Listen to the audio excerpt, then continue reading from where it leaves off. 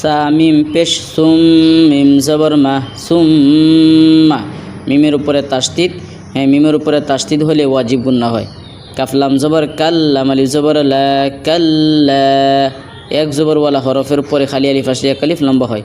Scene ওয়া জবর সাউফা জবর ফা সাউফা, তা আইন জবর তা, লাম জবর লা তা'লা, মিম ওয়া পেশ মু নুন জবর না তা'লামুনা। দেখেন নুনের উপরে এক জবর, তারপরে দেখেন আয়াত আছে, থামতে হবে। এক জবরওয়ালা হরফের উপরে থামলে এক জবরওয়ালা হরফ থেকে এক জবরকে ফেলে দিয়ে সাকিন করে পড়তে হয়, ঠিক আছে। হ্যাঁ, ওয়াওটা হলো মদের হরফ, মদের হরফের পরে থামার কারণে সাকিন হলে মদের হরফটাকে 3 আলিফ লম্বা করে পড়তে হয়। সেই কায়দার নাম হলো মদ্দে আরিস। সুম্মা কাল্লা সাউফা তা'লামুন। সা মিম পেশ সুম মিম জবর মা সুম্মা মিমের উপরে তাসদিদ। হ্যাঁ, মিমের উপরে তাসদিদ হলে ওয়াজিব গুন্না হয়।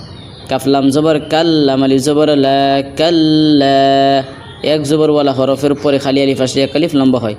সিন ওয়া জবর সাউফা জবর ফা সাউফা, তা আইন জবর তা, লাম জবর লা তা'লা, মিম ওয়া পেশ মু নুন জবর না তা'লামুনা। দেখেন নুনের উপরে এক জবর, তারপরে দেখেন আয়াত আছে, থামতে হবে।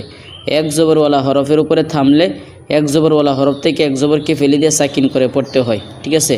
হ্যাঁ, ওয়াওটা হলো মদের হরফ, মদের হরফের পরে থামার কারণে সাকিন হলে মদের হরফটাকে 3 আলিফ লম্বা করে পড়তে হয়। সেই কায়দার নাম হলো মদ্দে আরিস। সুম্মা কাল্লা সাউফা তা'লামুন।